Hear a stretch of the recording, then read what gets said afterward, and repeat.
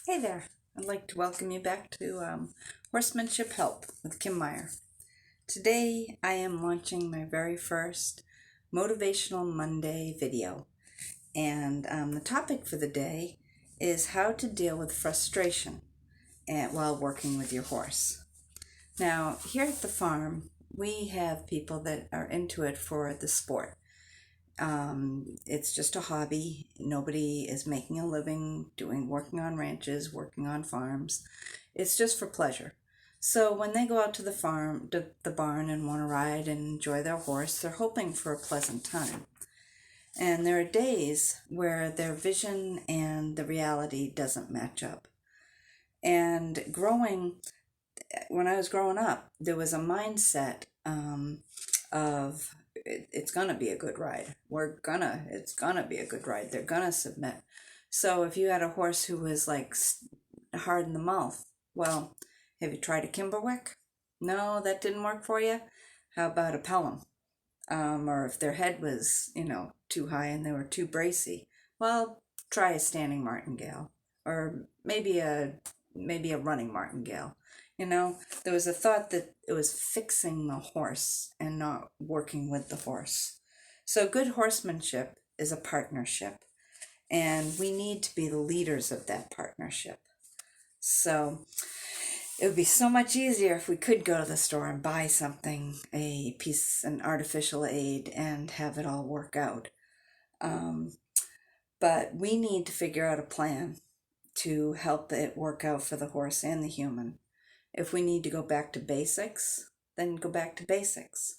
If you need to get help from somebody, you get help. And if your horse is getting a little bored, you need to move on and change things up. So we need to adjust to help the horse. I'd like to read a quote to you by Klaus Balkenhol from A Man and His Methods, his book. Quote, "Riding and dealing with horses always has a character building component to it. Always. It's always pushing us emotionally to be more mature." It's been hard to have an image of what you want to accomplish and how it should make you feel, you know? So we all have setbacks. We all have fear. We all have confusion of how to proceed. And we all get impatient. All of us. It rises up from time to time. And so to lessen your frustration, here are a couple of scenarios.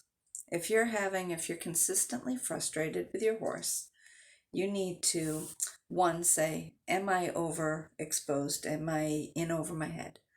We've had some clients, a particular one stands out to me. My husband Warren was working with her, and she was very green, meaning a new rider.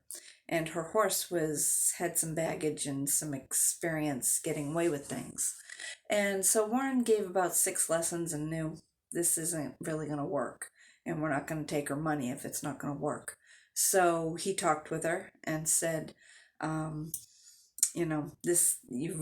your goal is you want to trail ride on weekends with your friends on the beautiful trails here in New England. And he said it's going to take a long time, if ever, to get it with you two as a combination. And he said, I think you should get a different horse. And she was mad. She was mad. She was crying. She was yelling at him. Not the way you want clients to leave the farm.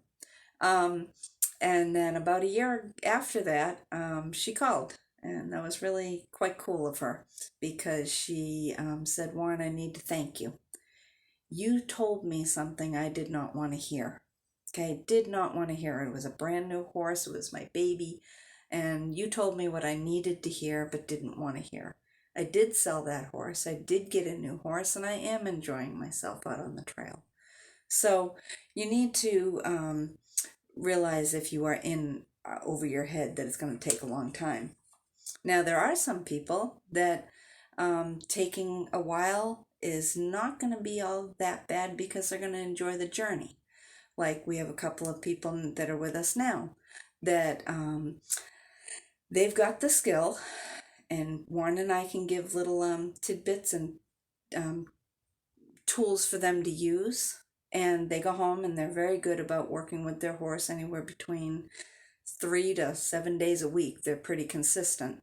So we know they have the skills. If they learn new skills, we know that they're going to work with their horse, and we know that the horse is going to make it out the other side. And both these particular people I'm thinking of, about 3 to 4 months in, they were ready to say, screw it, I'm getting a different horse. And Warren and I really saw enough in the horses and the people and knew that it was going to work and said, hang in there, it's going to be all right. And it was. And they're doing a fine job with their horses, which is cool. But they've put a lot of work into that, and they deserve that. They've worked hard.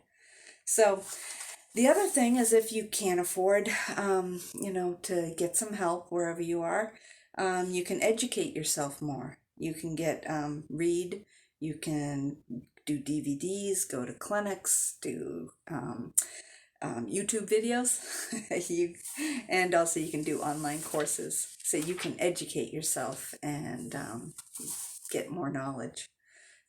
But I want you to have faith, because we all get frustrated. We all get frustrated from time to time.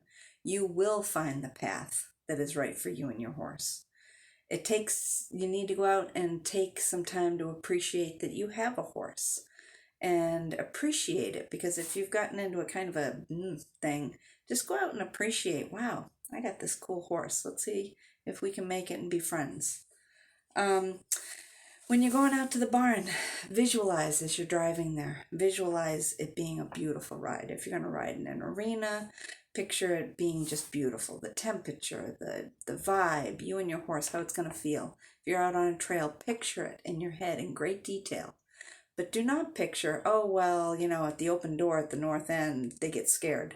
Don't even put that in there. Visualize only good things. So on your way, visualize. Look for the good in your horse and build on it. If there's something you two do really well, start the session with that. Start it and build on it and be proud of it. This is a biggie. Never, ever compare yourself with anybody else. Don't be like, oh, well, she's at the barn and look at how far she's come. She's only had that horse so long. Never compare yourself to somebody else. The only person you can compare yourself to is the you of yesterday. If you're doing better yourself than you were yesterday and you're doing better today, you're going to be just fine. All right, take pride in the things that you have accomplished. There have been times we're so busy, but there have been times where I have kept a journal, a training journal, and it has been helpful to see where I've progressed. And it's been kind of fun to go back and say, oh, look, we started with that. That used to be an issue. So if you have time, journaling does help. It helps you to write out your thoughts, and also so that you can appreciate where you have come from. If you're really having a ride and you're just, stop. Just stop. If you're safe to sit on your horse, just sit. Look around. Look at the trees. Look at the clouds. Take a couple deep breaths. If you're doing groundwork, again, just stop. Listen to the birds. Stop. Take a couple deep breaths. Center yourself and start again. Okay? And if you have had a really horrid day at work, with family, and you're just really not in a good place, just go and do something stupid easy. I mean, really, really easy with your horse. And just enjoy the time. Just go and do something wicked easy. And sometimes that might be that you just go to the barn, turn on the radio, and brush your horse. Stick your nose in its neck and smell, and just reconnect with why we love these horses so much. And that'll help to get you back kind of on track. But on a bad day, don't force it. So if you'd like to see more of my videos, hit the subscribe button. If you have a topic you'd like me to talk about, put in the comments below. And remember, I want you to be safe, I want you to succeed, and I want you to have fun with your horse. Till next time.